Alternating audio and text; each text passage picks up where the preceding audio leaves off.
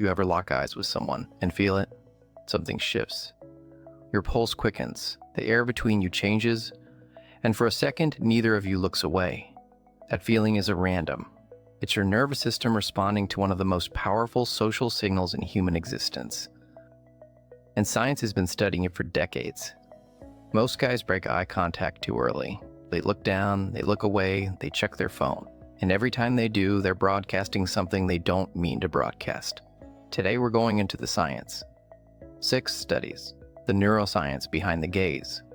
Why holding it signals dominance, and exactly what happens in someone's brain when you don't look away. Let's start at the beginning.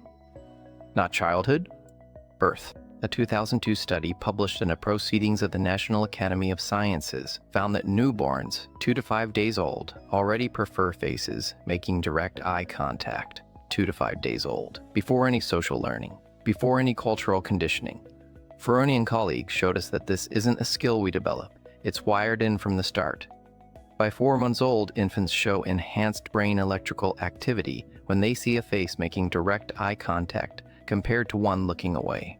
The brain is already treating direct gaze as categorically different, as more important. This means eye contact isn't just communication. It's one of the oldest social signals in our evolutionary history, and your brain is calibrated to respond to it, whether you want it to or not.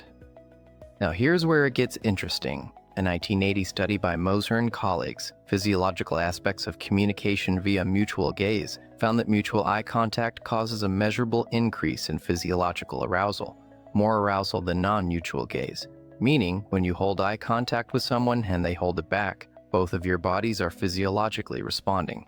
Heart rate, skin conductance, stress hormones. But here's what makes this study elite. They found that a person's physiological response to mutual gaze is a strong predictor of their dominance in subsequent interactions. The one who stays regulated, calm, controlled comes out on top. That's the mechanism. When you hold eye contact and stay calm while the other person gets flustered, you've already established the frame. No words needed. Status was decided in seconds. Think about every high-status person you've met.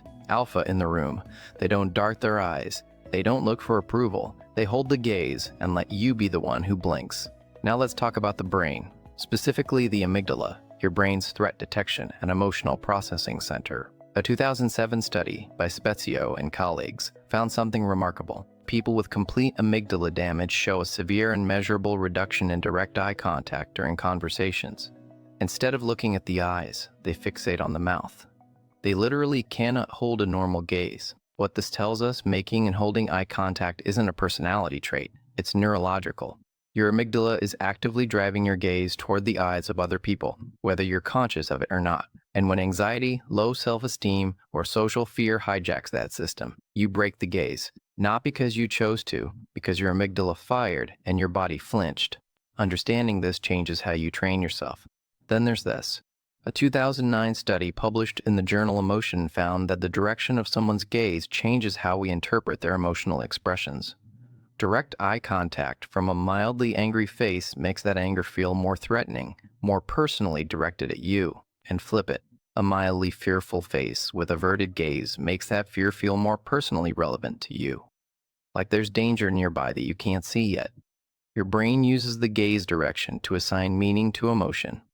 So when you approach someone and your gaze is averted, looking at the floor, looking past them, you're unconsciously signaling low status, and their brain is computing that signal in real time, below the level of conscious thought. Now, a 1986 study by Burgoon, Coker, and Coker, Communicative Effects of Gaze Behavior with 145 subjects, broke this down comprehensively. Gaze aversion almost universally leads to negative social perceptions.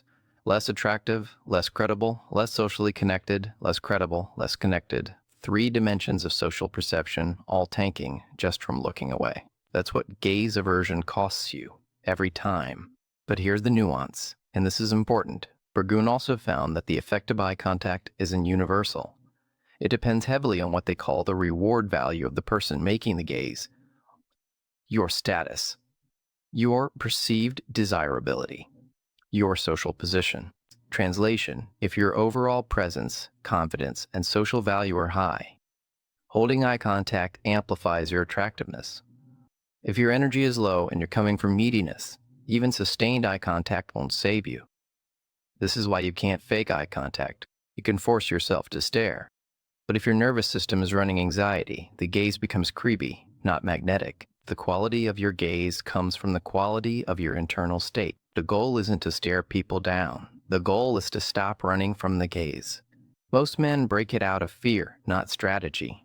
Every premature break is a tiny submission signal, and science even found this extends to AI. A 2010 study by Nakano and colleagues showed that AI can detect when you're disengaging just by tracking subtle eye gaze patterns. Specific, sequential movements called gaze transition, 3 grams. Your eyes are constantly broadcasting your engagement level. And if an AI can read it, so can every person you've ever had a conversation with. Nothing is hidden. Your gaze tells the full story. So here's what you actually take away from all of this. 1. Gaze aversion is universally read as low status, low confidence, low credibility. It's not subtle. People feel it instantly. 2. Mutual gaze causes physiological arousal in both people. The person who stays regulated wins the status exchange. So the work is internal, regulating your nervous system so you can hold the gaze without flinching. 3. Your amygdala is driving your gaze whether you know it or not. When anxiety spikes, you break eye contact involuntarily. The fix isn't to force a stare, it's to lower your baseline anxiety through actual presence and groundedness. 4. The reward value principle. Eye contact only amplifies what's already there. If you're grounded and confident, it makes you more magnetic. If you're running low energy and neediness, it makes everything worse. Build the foundation first. The man who holds the gaze, calm, relaxed, not needing anything from anyone, communicates power without saying a word. His eyes say, "I'm not afraid of you. I'm not desperate for your approval. I'm just here." That's presence. That's what the gaze communicates when it comes from a regulated nervous system. Not aggression, not dominance games, just stillness. And stillness, bro, is the rarest thing in any room. If this landed, drop a like. It genuinely helps. And if you want the next layer, the science of masculine presence and why some men walk into rooms and everything shifts, that video is right here. Go watch it.